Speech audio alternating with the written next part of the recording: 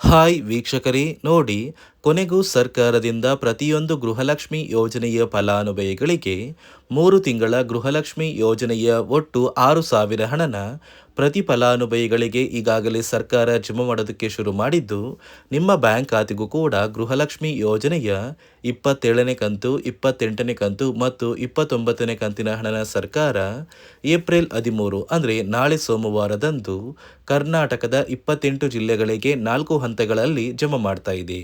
ಆದರೆ ಸುಮಾರು 2 ಲಕ್ಷಕ್ಕಿಂತ ಅಧಿಕ ಮಹಿಳೆಯರಿಗೆ ಈ ಒಂದು ಗೃಹಲಕ್ಷ್ಮಿ ಹಣ ಕ್ಯಾನ್ಸಲ್ ಆಗಿದ್ದು, ನೀವು ಹಣ ಪಡಿಬೇಕು ಅಂದರೆ ಗೃಹಲಕ್ಷ್ಮಿಗೆ ಮರು ಅರ್ಜಿನ ಹಾಕೋದು ಕಡ್ಡಾಯವಾಗಿದೆ ಮತ್ತು ರೇಷನ್ ಕಾರ್ಡ್ ದಾರರಿಗೂ ಕೂಡ ಸರ್ಕಾರ 3 ಭರ್ಜರಿ ಗುಡ್ಡಿಸ್ಗಳನ್ನ ಕೊಟ್ಟಿದ್ದು, ಹೊಸ ರೇಷನ್ ಕಾರ್ಡ್ಗೂ ಕೂಡ ಸರ್ಕಾರ ಅರ್ಜಿನ ಸ್ವೀಕಾರ ಮಾಡ್ತಾ ಇದೆ. ಹಾಗಾದ್ರೆ ಸರ್ಕಾರದಿಂದ ಬಂದಿರುವ ಮಾಹಿತಿ ಏನು ಅಂತ ತಿಳ್ಕೊಳ್ಳೋಣ. ಅದಕ್ಕಿಂತ ಮೊದಲು ನೋಡಿ ವೀಕ್ಷಕರೇ, ನೀವೇನಾದ್ರೂ ಇನ್ನೂ ಕೂಡ ನನ್ನ ಚಾನಲ್ನ ಸಬ್ಸ್ಕ್ರೈಬ್ ಆಗಿಲ್ಲ ಅಂದರೆ ದಯವಿಟ್ಟು ಪ್ರತಿಯೊಬ್ಬರು ಚಾನಲ್ನ ಸಬ್ಸ್ಕ್ರೈಬ್ ಮಾಡ್ಕೊಳ್ಳಿ, ಹಾಗೆ ವಿಡಿಯೋಗೆ ಒಂದು ಲೈಕ್ನ ಕೊಡಿ. ಹೌದು ವೀಕ್ಷಕರೇ, ಸರ್ಕಾರ ಪ್ರತಿಯೊಂದು ಗೃಹಲಕ್ಷ್ಮಿ ಯೋಜನೆಯ ಫಲಾನುಭವಿಗಳಿಗೆ ಒಟ್ಟು 3 ತಿಂಗಳ ಗೃಹಲಕ್ಷ್ಮಿ ಯೋಜನೆಯ 6,000 ಹಣನ ಜಮಾ ಮಾಡ್ತಾ ಇದ್ದು, ಈ ಬಾರಿ 2 ಲಕ್ಷಕ್ಕಿಂತ ಅಧಿಕ ಮಹಿಳೆಯರಿಗೆ ಗೃಹಲಕ್ಷ್ಮಿ ಹಣ ಕೂಡ ಕ್ಯಾನ್ಸಲ್ ಆಗಿದೆ ಮತ್ತು ನಿಮ್ಮ ಬ್ಯಾಂಕ್ ಖಾತೆಗೆ ಹಣ ಬರಬೇಕು ಅಂದರೆ ಪ್ರತಿ ವರ್ಷವೂ ನೀವು ಗೃಹಲಕ್ಷ್ಮಿ ಯೋಜನೆಗೆ ಮರು ಅರ್ಜಿ ಹಾಕಬೇಕು ಅಂತ ಸರ್ಕಾರ ಆದೇಶ ಕೊಟ್ಟಿದೆ. ಅದೇ ರೀತಿ ನಿಮ್ಮ ಬ್ಯಾಂಕ್ ಖಾತೆಗೆ 3 ತಿಂಗಳ ಹಣ ಬರ್ತಾ ಇರೋದು ನಿಜ. ಯಾಕಂದ್ರೆ ಇದೀಗ ಸರ್ಕಾರ ಸಾಕಷ್ಟು ಫಲಾನುಭವಿಗಳಿಗೆ ಹಣ ಜಮಾ ಮಾಡೋದಕ್ಕೆ ಶುರು ಮಾಡಿದೆ. ನಿಮ್ಮ ಬ್ಯಾಂಕ್ ಖಾತೆಗೆ ಸರ್ಕಾರ ಏಪ್ರಿಲ್ 13 ಸೋಮವಾರದಂದು ಕರ್ನಾಟಕದ 28 ಜಿಲ್ಲೆಗಳಿಗೆ 4 ಹಂತಗಳಲ್ಲಿ ಈ 3 ತಿಂಗಳ ಗೃಹಲಕ್ಷ್ಮಿ ಹಣನ ಜಮಾ ಮಾಡ್ತಾ ಇದ್ದು, ಮೊದಲ ಹಂತದಲ್ಲಿ ಬಾಗಲಕೋಟೆ, ಬೆಳಗಾವಿ, ವಿಜಯಪುರ, ಧಾರವಾಡ, ಗದಗ, ಹಾವೇರಿ ಮತ್ತು ಉತ್ತರ ಕನ್ನಡ. ಅದೇ ರೀತಿ 2ನೆಯ ಹಂತದಲ್ಲಿ ಬೆಂಗಳೂರು ನಗರ, ಬೆಂಗಳೂರು ಗ್ರಾಮಾಂತರ, ರಾಮನಗರ, ಚಿಕ್ಕಬಳ್ಳಾಪುರ, ಚಿತ್ರದುರ್ಗ, ದಾವಣಗೆರೆ, ಕೋಲಾರ, ಶಿವಮೊಗ್ಗ ಮತ್ತು ತುಮಕೂರು.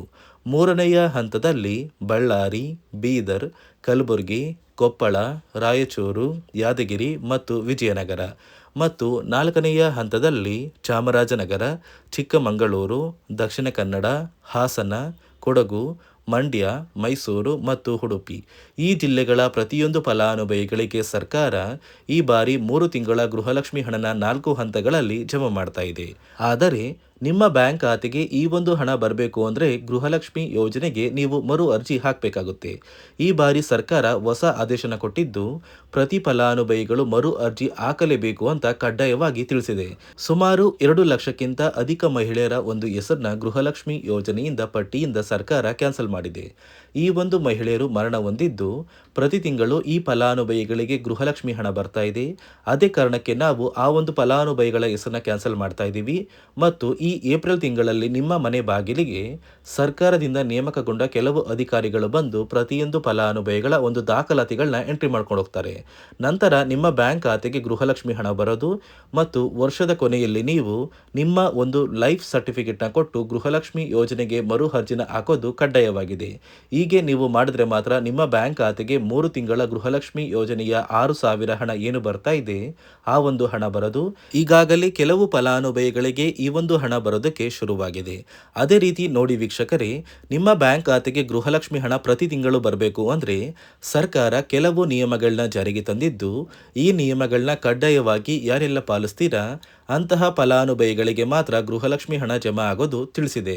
ಹಾಗಾದ್ರೆ ಸರ್ಕಾರ ಜಾರಿಗೆ ತಂದಿರುವ ನಿಯಮಗಳಲ್ಲಿ ಯಾವ ಯಾವ ನಿಯಮಗಳು ಇದೆ ಅಂತ ತಿಳಿಸ್ಕೊಡ್ತಾ ಇದ್ದೀನಿ. ರೇಷನ್ ಕಾರ್ಡ್ ಹೊಂದಿರುವ ಪ್ರತಿಯೊಂದು ಕಾರ್ಡ್ದಾರರಿಗೂ ಕೂಡ ಸರ್ಕಾರ 3 ಮುಖ್ಯವಾದ ಭರ್ಜರಿ ಗುಡ್ಡಿಸ್ನ ಕೊಟ್ಟಿದ್ದು, ಮೊದಲ ಒಂದು ಗುಡ್ ನ್ಯೂಸ್ ಬಂದು ಸರ್ಕಾರ ಹೊಸ ರೇಷನ್ ಕಾರ್ಡ್ಗೆ ಅರ್ಜಿನ ಸ್ವೀಕಾರ ಮಾಡ್ತಾ ಇದೆ. ನೀವು ಕೂಡ ಹೊಸ ರೇಷನ್ ಕಾರ್ಡ್ನ ಪಡಿಬೇಕು ಅಂದರೆ ಆದಷ್ಟು ಬೇಗ ಅರ್ಜಿನ ಹಾಕಿ.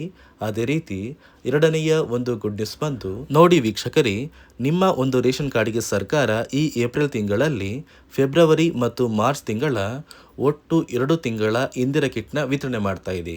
5 ರೀತಿಯ ಆಹಾರ ಪದಾರ್ಥಗಳು ಇರುವಂತಹ 10 ಆಹಾರ ಪದಾರ್ಥಗಳನ್ನ ಸರ್ಕಾರ ಈ ಏಪ್ರಿಲ್ ತಿಂಗಳಲ್ಲಿ ಪ್ರತಿಯೊಂದು ರೇಷನ್ ಕಾರ್ಡ್ದಾರರಿಗೆ ಕೊಡ್ತಾ ಇದ್ದು, ಪ್ರತಿಯೊಬ್ಬರಿಗೂ ಆದಷ್ಟು ಬೇಗ ಈ ಒಂದು ಸೌಲಭ್ಯ ಸಿಗ್ತಾ ಇದೆ. ಅದೇ ರೀತಿ ಮೂರನೆಯ ಒಂದು ಗುಡ್ ನ್ಯೂಸ್ ಬಂದು, ಇನ್ನು ಮುಂದೆ ನೀವು ಉಚಿತ ಅಕ್ಕಿ ಪಡಿಬೇಕು ಅಂದರೆ ಆ ಒಂದು ಬಯೋಮೆಟ್ರಿಕ್ ಮಷಿನ್ ಮೇಲೆ ಬೆರಳಿಡುವಂತಹ ಅವಶ್ಯಕತೆ ಇಲ್ಲ.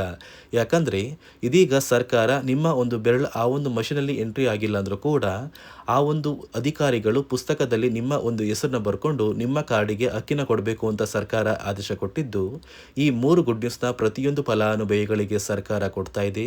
ಇದರ ಜೊತೆಗೆ ನಿಮ್ಮ ಬ್ಯಾಂಕ್ ಖಾತೆಗೆ ಗೃಹಲಕ್ಷ್ಮಿ ಯೋಜನೆಯ ಹಣ ಇನ್ನು ಮುಂದೆ ಬರಬೇಕು ಅಂದರೆ 5 ರೀತಿಯ ಹೊಸ ನಿಯಮಗಳನ್ನ ನೀವು ಪಾಲಿಸಬೇಕು ಅಂತ ಸರ್ಕಾರ ಆದೇಶ ಕೊಟ್ಟಿದೆ.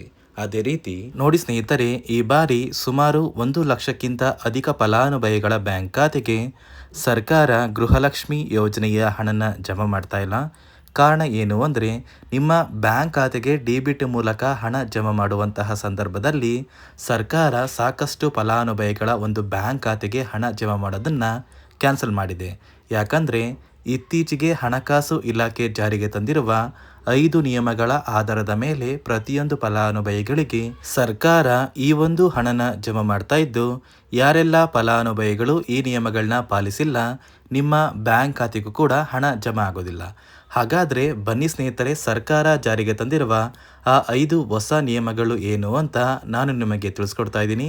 ನೋಡಿ ಸ್ನೇಹಿತರೆ, ಮೊದಲನೆಯ ಒಂದು ನಿಯಮ ಬಂದು, ಸಾಕಷ್ಟು ಫಲಾನುಭವಿಗಳು ಹೊಂದಿರುವಂತಹ ಒಂದು ರೇಷನ್ ಕಾರ್ಡ್ ಏನಿದೆ, ಆ ಒಂದು ರೇಷನ್ ಕಾರ್ಡ್ನ ಮನೆಯ ಸದಸ್ಯರ ಪ್ರತಿಯೊಬ್ಬರ ಒಂದು ಆಧಾರ್ ಕಾರ್ಡ್ನ ನಿಮ್ಮ ರೇಷನ್ ಕಾರ್ಡ್ಗೆ ಕಡ್ಡಾಯವಾಗಿ ಲಿಂಕ್ ಮಾಡಿಸ್ಬೇಕು.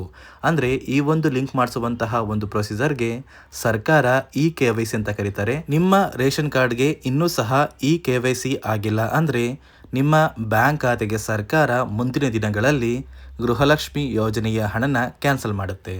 ಅದೇ ರೀತಿ ಎರಡನೆಯ ಒಂದು ನಿಯಮ ಬಂದು, ಸಾಕಷ್ಟು ಫಲಾನುಭವಿಗಳು ಕಳೆದ 3 ತಿಂಗಳಿಂದ ಸರ್ಕಾರದಿಂದ ಬರ್ತಾ ಇರುವಂತಹ ಒಂದು ರೇಷನ್ ಏನಿದೆ, ಅಂದರೆ ಉಚಿತ ಅಕ್ಕಿ ಏನಿದೆ, ಈ ಒಂದು ರೇಷನ್ನ ಪಡ್ಕೋತಾ ಇಲ್ಲ. ಒಂದು ವೇಳೆ ಕಳೆದ 3 ತಿಂಗಳಿಂದ ನೀವು ರೇಷನ್ನ ಪಡ್ಕೊಂಡಿಲ್ಲ ಅಂದರೆ ಸರ್ಕಾರ ನಿಮ್ಮ ಬಳಿ ಇರುವಂತಹ ಒಂದು ರೇಷನ್ ಕಾರ್ಡ್ನ ಕ್ಯಾನ್ಸಲ್ ಮಾಡುತ್ತೆ. ನಿಮ್ಮ ರೇಷನ್ ಕಾರ್ಡ್ನ ಸರ್ಕಾರ ಕ್ಯಾನ್ಸಲ್ ಮಾಡಿದರೆ ನಿಮ್ಮ ಬ್ಯಾಂಕ್ ಖಾತೆಗೆ ಗೃಹಲಕ್ಷ್ಮಿ ಯೋಜನೆಯ ಹಣ ಇರ್ಬೋದು ಮತ್ತು ಸರ್ಕಾರದಿಂದ ಬರುವಂತಹ ಒಂದು ಸೌಲಭ್ಯಗಳನ್ನ ನೀವು ಕಳ್ಕೋಬೇಕಾಗುತ್ತೆ. ಅದೇ ರೀತಿ ಮೂರನೆಯ ಒಂದು ನಿಯಮ ಬಂದು, ನೋಡಿ ಸ್ನೇಹಿತರೆ, ನಿಮ್ಮ ಬಳಿ ಇರುವಂತಹ ಒಂದು ಆಧಾರ್ ಕಾರ್ಡ್ ಏನಿದೆ, ಆ ಒಂದು ಆಧಾರ್ ಕಾರ್ಡ್ನ ಕಳೆದ 15 ವರ್ಷಗಳಲ್ಲಿ ನೀವು ಯಾವುದೇ ರೀತಿಯ ಒಂದು ತಿದ್ದುಪಡಿನ ಮಾಡಿಸಿಲ್ಲ ಅಂದರೆ ನಿಮ್ಮ ಬ್ಯಾಂಕ್ ಖಾತೆಗೆ ಸರ್ಕಾರ ಗೃಹಲಕ್ಷ್ಮಿ ಯೋಜನೆಯ ಹಣನ ಕ್ಯಾನ್ಸಲ್ ಮಾಡುತ್ತೆ. ಯಾಕಂದರೆ ಸರ್ಕಾರದಿಂದ ಬಂದಿರುವಂತಹ ಒಂದು ಆದೇಶದ ಪ್ರಕಾರ ಪ್ರತಿಯೊಂದು ಫಲಾನುಭವಿಗಳು ಕಳೆದ 15 ವರ್ಷಗಳಲ್ಲಿ ಯಾವುದೇ ರೀತಿಯ ಒಂದು ತಿದ್ದುಪಡಿನ ನಿಮ್ಮ ಆಧಾರ್ ಕಾರ್ಡ್ಗೆ ನೀವು ಮಾಡಿಸಿಲ್ಲ ಅಂದರೆ ಕಡ್ಡಾಯವಾಗಿ ಆದಷ್ಟು ಬೇಗ ನಿಮ್ಮ ಆಧಾರ್ ಕಾರ್ಡ್ಗೆ ತಿದ್ದುಪಡಿನ ಮಾಡಿಸಿ. ಅದೇ ರೀತಿ 4ನೆಯ ಒಂದು ನಿಯಮ ಬಂದು, ನಿಮ್ಮ ಕುಟುಂಬದ ಒಂದು ವಾರ್ಷಿಕ ಆದಾಯ 7 ಲಕ್ಷಕ್ಕಿಂತ ಕಡಿಮೆ ಇರಬೇಕು. ಒಂದು ವೇಳೆ ನಿಮ್ಮ ಕುಟುಂಬದ ವಾರ್ಷಿಕ ಆದಾಯ 7 ಲಕ್ಷಕ್ಕಿಂತ ಜಾಸ್ತಿ ಇದ್ದರೆ ನಿಮ್ಮ ಬ್ಯಾಂಕ್ ಖಾತೆಗೆ ಸರ್ಕಾರ ಗೃಹಲಕ್ಷ್ಮಿ ಯೋಜನೆಯ ಹಣನ ಕ್ಯಾನ್ಸಲ್ ಮಾಡುತ್ತೆ. ಅದೇ ರೀತಿ 5ನೆಯ ಒಂದು ನಿಯಮ ಬಂದು, ನಿಮ್ಮ ಕುಟುಂಬದ ಸದಸ್ಯರು ಅಥವಾ ಗೃಹಲಕ್ಷ್ಮಿ ಯೋಜನೆಯ ಫಲಾನುಭವಿಗಳು ಯಾರು ಕೂಡ ಸರ್ಕಾರಿ ನೌಕರರಾಗಿ ಕಾರ್ಯನಿರ್ವಹಿಸ್ತಾ ಇರಬಾರ್ದು. ಒಂದು ವೇಳೆ ನಿಮ್ಮ ಕುಟುಂಬದಲ್ಲಿ ಯಾರೇ ಆಗಿದ್ರೂ ಸರ್ಕಾರಿ ನೌಕರರಾಗಿ ಕಾರ್ಯನಿರ್ವಹಿಸ್ತಾ ಇದ್ದರೆ ನಿಮ್ಮ ಬ್ಯಾಂಕ್ ಖಾತೆಗೆ ಗೃಹಲಕ್ಷ್ಮಿ ಯೋಜನೆಯ ಹಣ ಕ್ಯಾನ್ಸಲ್ ಆಗುತ್ತೆ. ಈ 5 ನಿಯಮಗಳ ಆಧಾರದ ಮೇಲೆ ಪ್ರತಿಯೊಂದು ಫಲಾನುಭವಿಗಳಿಗೆ ಸರ್ಕಾರ ಹಣ ಜಮಾ ಮಾಡ್ತಾ ಇದೆ. ಒಂದು ವೇಳೆ ನೀವು ಈ 5 ನಿಯಮಗಳನ್ನ ಪಾಲಿಸಿಲ್ಲ ಅಂದರೆ ನೀವು ಕೂಡ ಗೃಹಲಕ್ಷ್ಮಿ ಯೋಜನೆಯ ಹಣದಿಂದ ವಂಚಿತರಾಗಬೇಕಾಗುತ್ತೆ. ನೋಡಿ ವೀಕ್ಷಕರೇ, ನಿಮ್ಮ ಬ್ಯಾಂಕ್ ಖಾತೆಗೂ ಕೂಡ ಸರ್ಕಾರ ನಾಳೆ ಸೋಮವಾರ ಏಪ್ರಿಲ್ 13ರಂದು ಕರ್ನಾಟಕದ 28 ಜಿಲ್ಲೆಗಳಿಗೆ 3 ತಿಂಗಳ ಗೃಹಲಕ್ಷ್ಮಿ ಹಣನ 4 ಹಂತಗಳಲ್ಲಿ ಜಮಾ ಮಾಡಲಿದ್ದು, ಆದಷ್ಟು ಬೇಗ ಪ್ರತಿಯೊಬ್ಬರಿಗೂ ಗೃಹಲಕ್ಷ್ಮಿ ಹಣ ಬರುತ್ತೆ ಮತ್ತು ರೇಷನ್ ಕಾರ್ಡ್ದಾರರಿಗೂ ಕೂಡ ಸರ್ಕಾರ ಭರ್ಜರಿ ಗುಡ್ಡಿಸ್ನ ಕೊಟ್ಟಿದ್ದು, ಪ್ರತಿ ಫಲಾನುಭವಿಗಳಿಗೂ ಪ್ರತಿ ಸೌಲಭ್ಯಗಳು ಸಿಗುತ್ತೆ ಅಂತ ಹೇಳ್ತಾ, ಇದಿಷ್ಟು ಸರ್ಕಾರದಿಂದ ಬಂದಿರುವ ಹೊಸ ಮಾಹಿತಿಯಾಗಿದೆ. ನಾನು ಕೊಟ್ಟಿರುವ ಮಾಹಿತಿ ನಿಮಗೆ ಇಷ್ಟ ಆಗಿದ್ದಲ್ಲಿ ದಯವಿಟ್ಟು ಪ್ರತಿಯೊಬ್ಬರು ನನ್ನ ಚಾನಲ್ನ ಸಬ್ಸ್ಕ್ರೈಬ್ ಮಾಡ್ಕೊಳ್ಳಿ, ಹಾಗೆ ವಿಡಿಯೋಗೆ ಒಂದು ಲೈಕ್ನ ಕೊಡಿ.